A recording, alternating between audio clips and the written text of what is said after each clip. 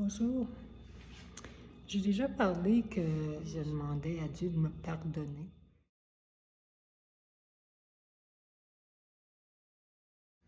Pour qu'il me pardonne, ce que j'ai pensé, c'est d'offrir quelque chose en échange de son pardon.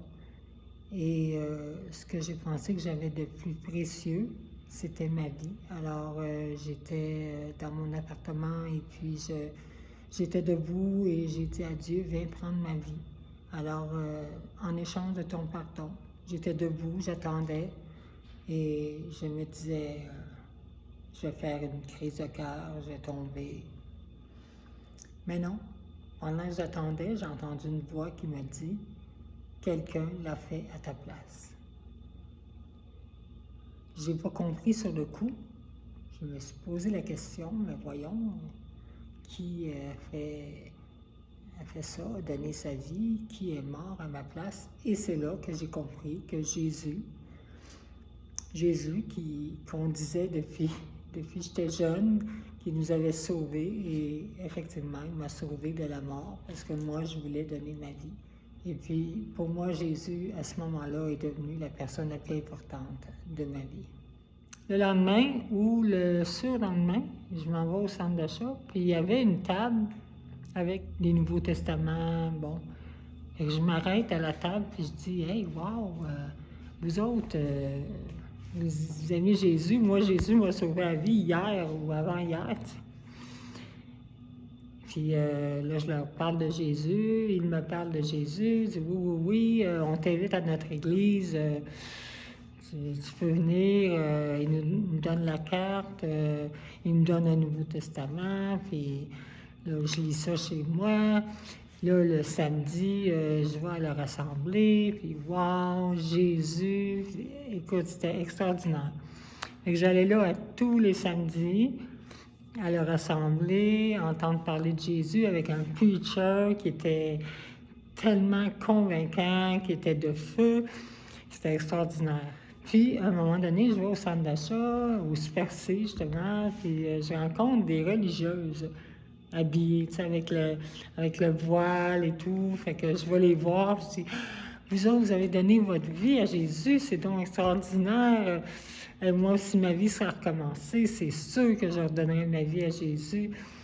Fait que là, ils m'ont invité chez eux. C'était les pauvres dames qui étaient à Trois-Rivières, qui étaient associées aux pauvres de Saint-François.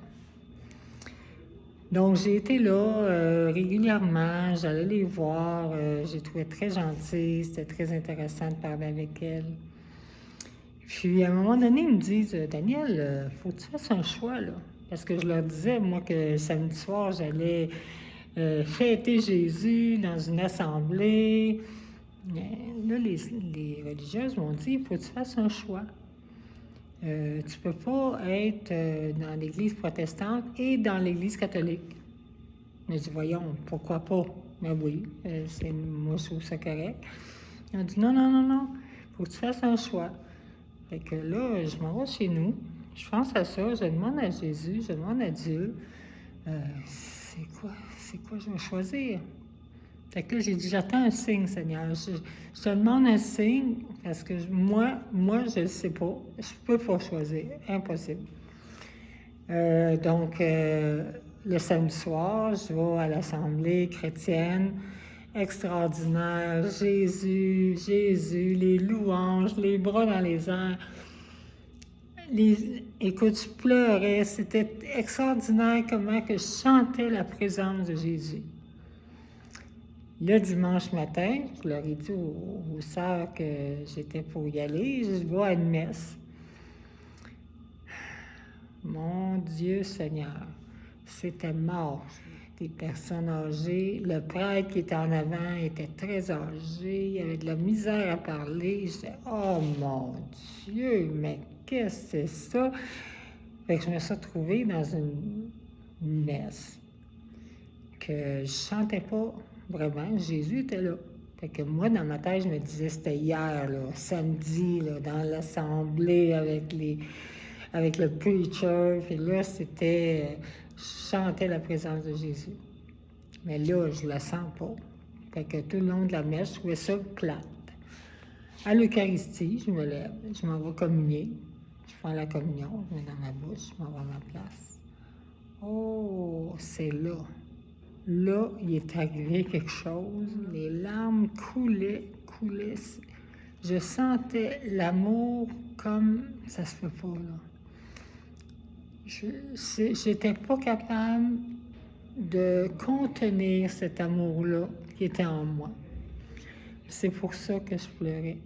Je trouvais ça extraordinaire. Fait que moi, j'avais demandé un signe. Seigneur, où es-tu? À quel endroit?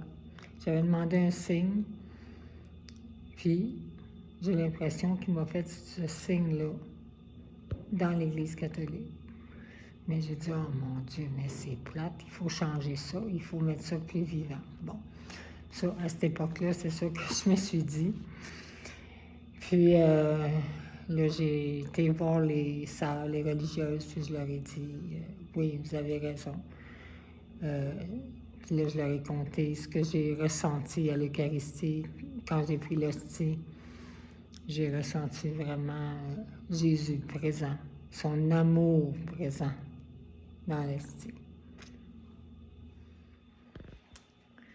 Alors, je suis dans l'Église catholique,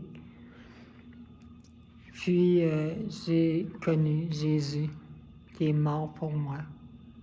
Je l'ai connu dans l'Eucharistie, dans la table eucharistique, où son corps est vraiment présent dans l'hostie. J'ai été à l'Église catholique pendant plusieurs années, jusqu'à un moment donné où j'avais mes enfants, j'avais ma famille, en tout cas, je travaillais, puis j'avais plus vraiment le temps d'aller à l'Église. J'avais des amis, puis ils m'avaient invité dans un ressourcement charismatique qui se passait à Trois-Rivières un samedi. Puis moi, ça faisait 3 jours que j'étais malade. J'avais vraiment mal à la gorge. J'avais de la misère à avaler. Je faisais de la fièvre. J'étais faible. J'avais vraiment de la misère. Puis le samedi matin, quand je me suis réveillée, j'ai dit, oh mon Dieu, je vais-tu y aller? Fait que j'ai dit, oh, je vais y aller quand même. Puis j'ai dit, bon, le Seigneur me guérira. Le samedi matin, je vais là, même si j'étais malade, j'avais super mal à la gorge.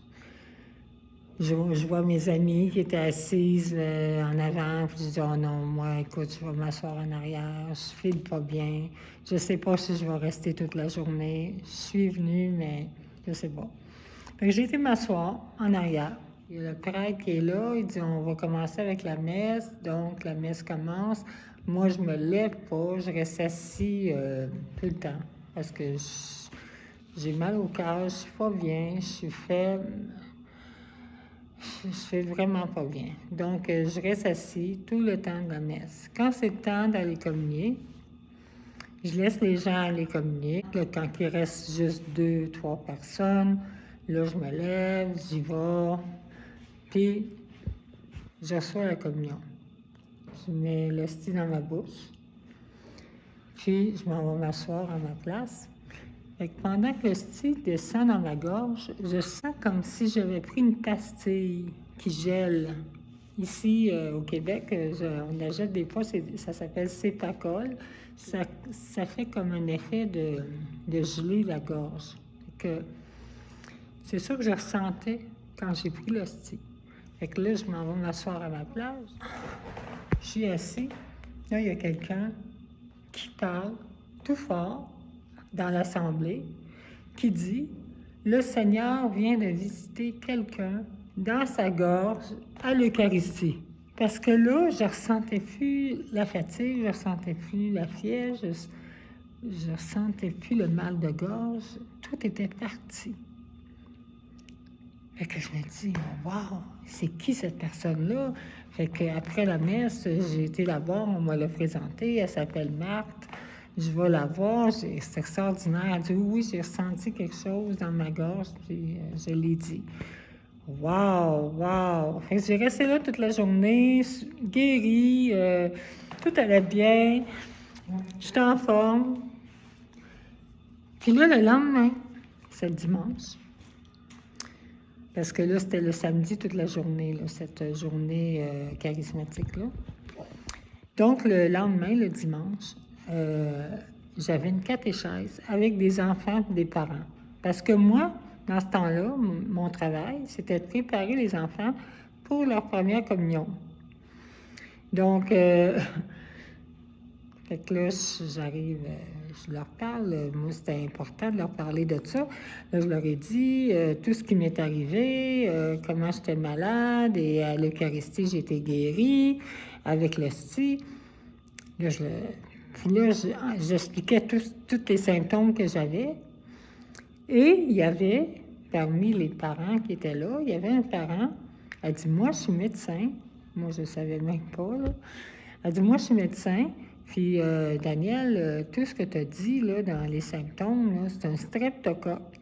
Puis ça, un streptocoque, ça se guérit pas comme ça, là. Ça prend absolument des antibiotiques.